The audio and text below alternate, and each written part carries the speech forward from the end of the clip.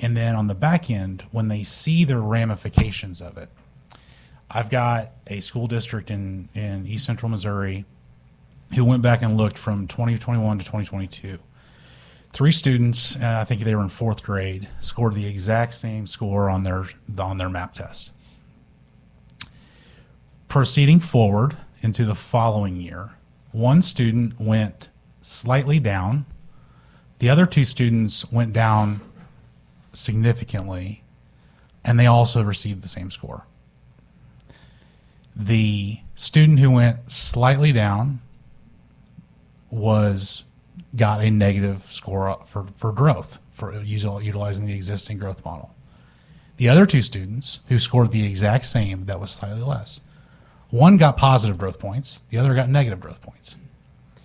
And so when we go through these iterations and cycle numbers, every time we cycle numbers and do a calculation, it gets less valuable. And so until we get to a system that allows to see what actual growth is, where a student started, where a student ended the year, we are not measuring actual growth. And in fact, getting into the nuance of what we are talking about with growth, one of my frustrations coming from outside the education community into the education community is how we like to parse words on things. So typically what I would think of growth is, did you grow a year? Did you start here and did you grow a year? That's not necessarily growth. That, in a lot of cases, like Senator Beck is talking about with high-performing districts, is status. I would still say that's growth. I think most people would, parents would. And so if we are going to create some sort of an accountability system that somehow schools are actually supposed to respond to improve, and that parents and community members and business owners, when they see the scores, actually know what it means, then we're just swinging in the wind.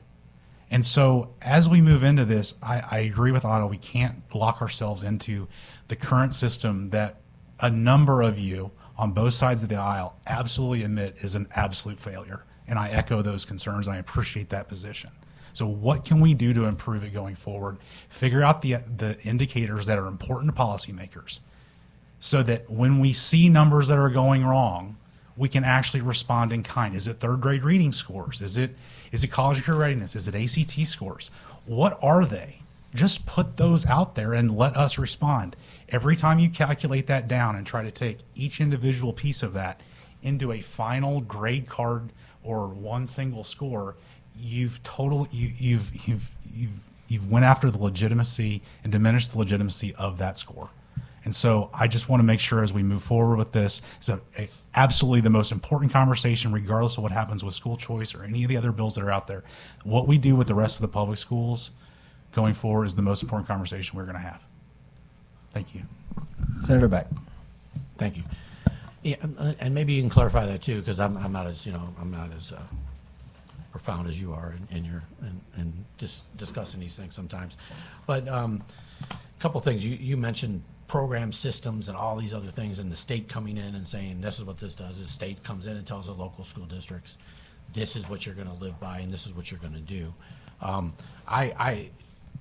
There's a couple programs going on now, and you may want to help share on it, which I think are really good things going forward, like the waivers. We have quite a few school districts that have applied for waivers, and I believe they're going to get them. I think some have received them, or we think that, is that true? So yeah, there's a group on of accreditation, right? Of about a half a dozen school districts who are seeking a waiver from the state for various portions of the school improvement system in order to essentially prove a better way of doing this that is more student-centered, provides a better snapshot to communities about what a school is doing. Yeah.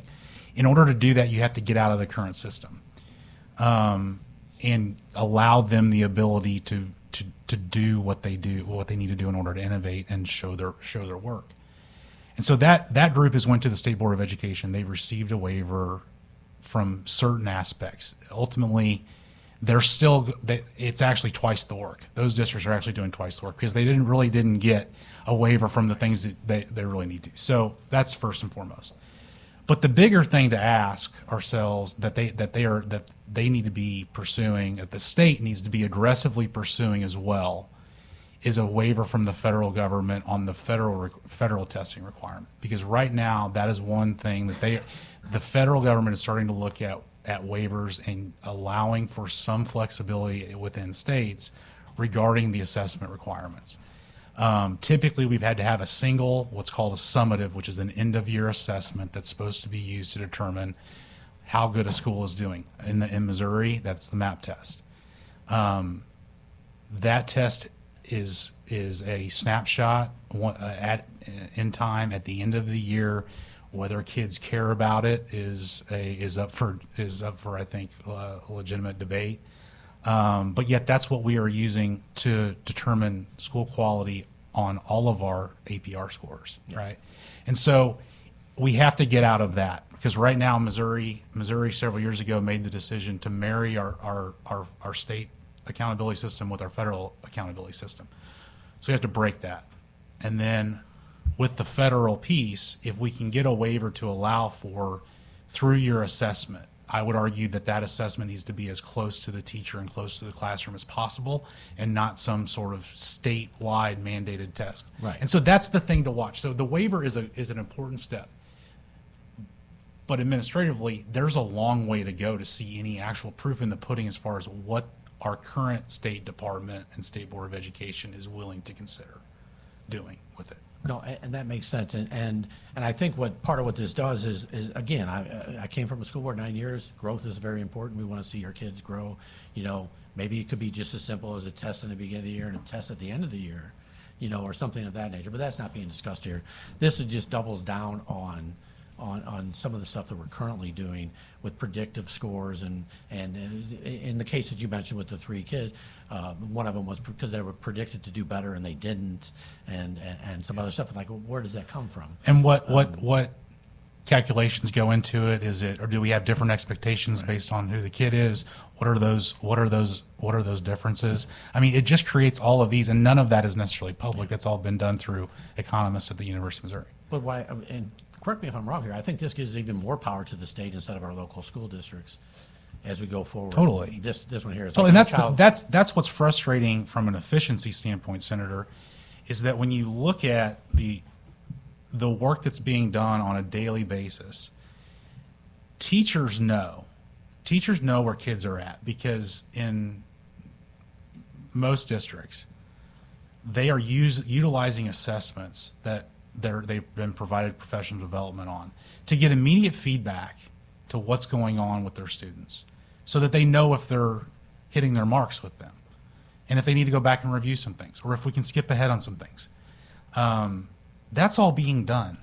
Those things should be, if they're aligned to state standards and we're already doing them and they're actually measuring growth, why can't those assessments be utilized in some of this? In real time, because too. Yeah, it's real time. And kids care about them because they can be worked into the lesson plans and the efforts that's going on in those teachers' classrooms. Because years ago they were talking about, if you've seen Bart Starr back in the, he would look at video the day after a game or whatever and see, but now you got to look at Patrick Mahomes after every play. He's able to access that, learn from the thing. And we have school districts wanting to do that. As the superintendent explained how they're trying to do that as in the course of that school year. Yeah. Those are exciting things. That's one of the big frustrations. I know there's some dates in here, and I appreciate the dates but there's dates currently on some of the other accountability pieces that the department needs to get information out, and they frequently miss those, where we don't get MAP test scores back until well into the fall. And so how are they going to meet this August deadline? If APR scores, last year they came out, I think sometime in February. This year they came out in December. Like, it's the system we have is sort of fallen in on itself, and it's become this thing that, the phrase I've used is the emperor has no clothes, because you can't create any sort of real takeaways from the system we have to actually improve, whatever that improvement is. This may be a subjective question. Now we have a new commissioner coming in. Do you think this would tie that person's hands behind their backs? Well, I mean, it certainly says this is how the department shall do it. Okay, so thanks. All right, anybody else testify in opposition? Senate Bill 804. Anybody testify for